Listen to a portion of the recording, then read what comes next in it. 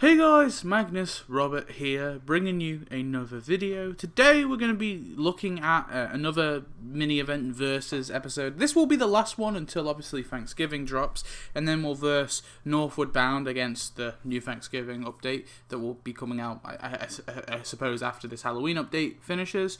So yeah, this is going to be Breakout Bounty versus the recent Tragic Magic update. So yeah, let's go through it. Obviously, we're not going to be talking about structure too much, and we're not going to be talking about theme too much, nor are we going to be talking about the quest line. It really is based on the sort of things that it adds. And I know that I have to kind of say this especially for Breakout Bounty, because obviously Breakout Bounty did bring tappables back, which was very, very cool, and part of me wants to give some praise to that update for that. But like I said, this series is not based on those aspects of updates, it's based on the items that it gives us. So I have to say, unfortunately, Breakout Bounty doesn't get any extra, any extra brownie points for its adding of tappables. So let's get into it. So starting off, we have our super premium items. Now we actually have two. We have both updates obviously gave us one. So for Breakout Bounty, we got Daisy McGunnan, and for Tragic Magic, we got Diablo with the Guillotine. Now, starting off with Daisy McGunnan, a lot of people say that this is like one of the worst items that they've ever added, just because she's a blink and you miss it character. Like, literally, she's on the screen for about 2 seconds, and we never, ever see her again. Now, I disagree with this line of thinking, because I think if you take a small kind of, random character and you actually add something of significance to their questline, and to their, they've got a decent sort of animations and stuff, I think that doesn't necessarily mean the character is bad just because they're from a blink and you miss it. I mean, look at Big Claw. I really like Big Claw, but Big Claw is a tapped out exclusive. And so I think Daisy McGunnan, for the most part, she's okay. Now, granted, she is a super premium character, so I still think she's one of the worst characters of that year, but I don't think, on her own, she's bad. And obviously, we're versing her against another super premium here, so obviously that whole super premium aspect is kind of nullified here. Now, I just really like what they did with Daisy McGunnan. They added a relationship with her and Wolf the Bounty Hunter. They gave us some interesting animations with her, and yeah, honestly, I really liked her questline, and I think that's a big sort of positive factor to Daisy McGunnan.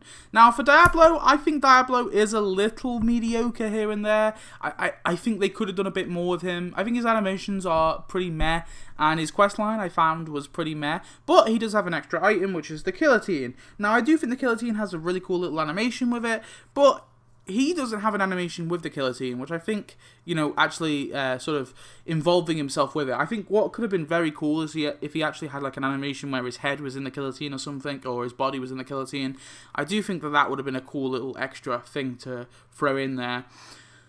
So yeah, in terms of which one do I think is the best, even though Diablo adds two things, I'm going to go with Daisy McGunnan. For me personally, I much preferred what they did with her than what they did with Diablo. And I know that some people probably will disagree with this, just based on the fact that Diablo at least has two things. But I think if I'm to sort of take them as a whole and verse them as a whole, I generally think I would take Daisy McGunnan over Diablo. So, yeah. Saying that though, Diablo wasn't terrible. He's not one of the worst super premium items we've ever got. Anyway, versing the premium combos. So for the premium combos, we've got Wolf Guy, no, not Wolf Guy Jack, that's the other guy. Wolf the Bounty Hunter with bail bonds versus Princess Opal with Princess Opals. So both buildings, I think, are fine. I think bail bonds is a little bit too small for my liking, but for the most part, it's okay. Princess Opals, I think, is fairly decently sized, so if I'm versing the two buildings, I probably would give it to Princess Opals, just about. I know Princess Opals is a mall building, but they've done this many times before, where they've given us mall buildings, and I think this is a decent sort of translation from it being a mall building into, an actual physical building. Now, in terms of the two characters, this is what it really comes down to. I like what they did with Wolf the Bounty Hunter for the most part. I think he's one of the better characters from his year.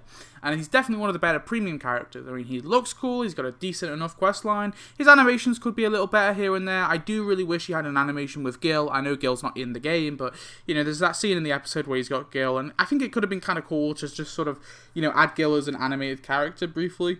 And have, an animation with Wolf the Bounty Hunter.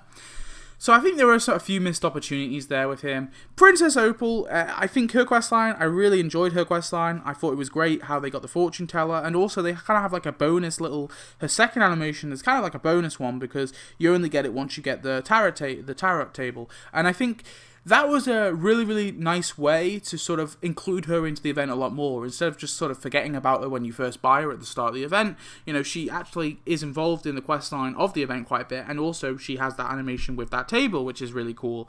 And on top of that, if you have her and the fortune teller, you also get an extra animation with the fortune teller. Now, it is a repeat of her, you know, tarot table animation, but the fortune teller is there too, and I think that despite it being, you know, something quite minor, I think it was a very, very cool addition. So, surprisingly, I'm actually going to give the win to Princess Opal and Princess Opals. Yeah, it seems like the female characters are winning this one so far. So, yeah, I think it's a much better combo, personally. I don't mind Wolf the Bounty Hunter. I think he is pretty cool, but, yeah, I have to give it to Princess Opal and Princess Opals. Then we come on to our prize track. So, obviously, here's the structure of this one. Now, sort of, Breakout Bounty has 2 buildings, which sort of elevates that event a little bit, you know, having both the Good Neighbors Bounty Hunter and also the remote on-site correctional center. You obviously have the police boat, which I really, really enjoyed. This is a decoration, and the people catcher truck, but only one character, which is Judge JT Winchester. Now, Tragic Magic actually gave us both a character, Mesmerino, and also a costume for Lisa, the Great Simpsina. Now, there's only one building though, just the magic shop. Obviously, the other event has 2, and 2 decorations, the tarot table and the fortune teller machine. So, let's get into the specifics, starting off with characters / costumes. This one, I'm not going to spend too much time on, because I think you can probably guess where this is going. Judge JT Winchester, I think, is one of the most boring, mediocre characters that has ever been added to the game. I think she's up there in my top 30 worst characters ever added. Mesmerino is not, I think they could have done a little bit more with him, but I think for the most part he's decent, and the Great Simpsino is that surprisingly a really cool costume, so obviously the winner is going to them. And it's not even down to quantity, even if it was the Great Simpsino versus JT Winchester, or Mesmerino versus the Judge JT Winchester, they would have won anyway. It was going to Tragic Magic regardless of having 2 things in this category. Then we have buildings. So, the correctional center, I think, is a little boring as a building, just because it's kind of like a trailer, and we've got many trailers before. Now, it does have a little bit extra to it, you know, it does look kind of cool, and I don't think it's a terrible building by any measure. It's just nothing that stands out to me.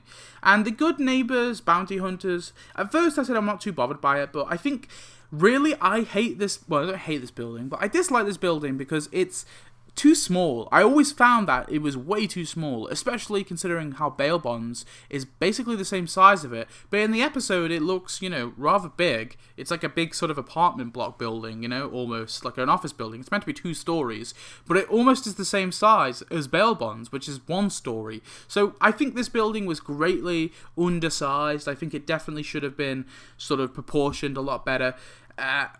Yeah. Magic Shop, obviously only 1 building. I do think it looks really cool though. It's portioned correctly. I think it could also do with being a tiny bit bigger, but it looks really nice. It pops out. There's some great colours there.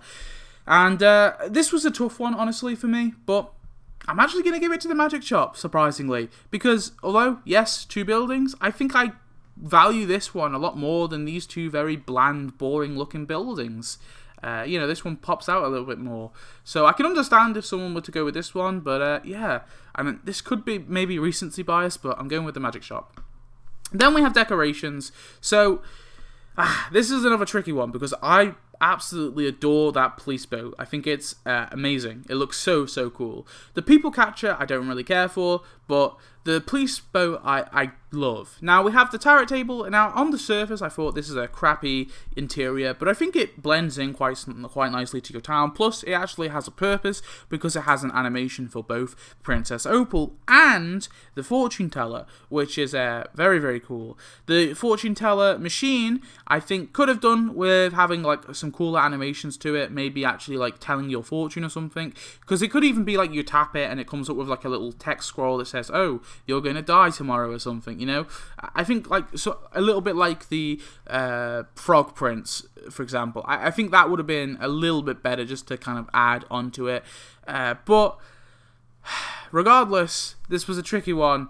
And again, might be recency bias, but I'm going with Tragic Magic. I love that police boat, don't get me wrong, but I just don't care for the people catcher. And so I think I'm really basing it on versing the fortune teller machine versus the people catcher. I think that's really what it is, because I think, although the tarot table is, yeah, I don't know, it's tricky. I'm still considering changing it now.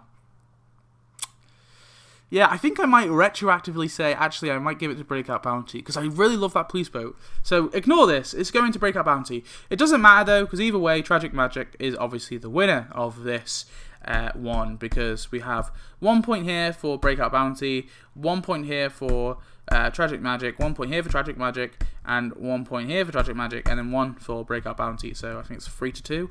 So, yeah. Anyway, tell me your thoughts on which one you think's the best update. I think it is close. If I was to base the whole updates as a whole, I think I would have trouble saying which one's better. But I think both are solid-ish updates. I know a lot of people don't like Breakout Bounty, but I really enjoyed it. So, yeah, let me know your thoughts on this little versus. And then, like I said, this series is going to take a little hiatus until we get Thanksgiving, and then I'll do Thanksgiving versus Northward Bound, obviously the Thanksgiving update that we're going to be getting this year versus Northward Bound. And then I might do something interesting. I might actually take all the ones that have won and start to verse them together as well. So yeah, thanks for watching. I hope you have enjoyed. Tell me your thoughts, and I'll see you in the next one. Goodbye.